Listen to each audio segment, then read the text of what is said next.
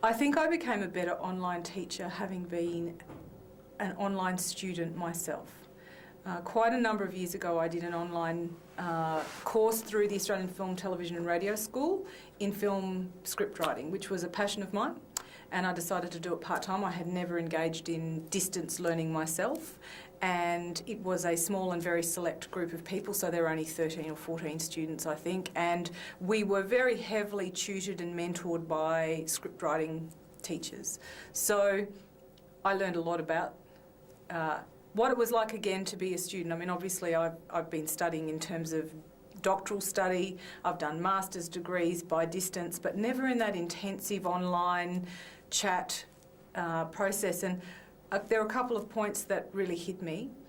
First, it was my responsibility to engage. And second, I was really dependent on their feedback in order to progress. So that experience I sort of learnt a lot from and try and implement that in my own courses. The difficulty I have in that is that I'm not just teaching 13 students, so I have to consider then how do I replicate that experience, but you know, for say 100 students or 90 students. So they were very strict with their time, but that then allowed me to manage my time. I've always been someone that juggles 50 balls at once. So having empathy with students was something that came from that. So that's primarily how I started the online teaching thing. I'm also passionate about regional Australia, and I think that you should be able to learn anywhere. So it's a very personal journey I take with my teaching, I think, and the idea that I've been there. I don't think that I use myself as the guide for the student. I teach in a funny kind of way myself. Someone will disengage. If possibly will come up with an excuse as to why something can't be done, will come up with an excuse.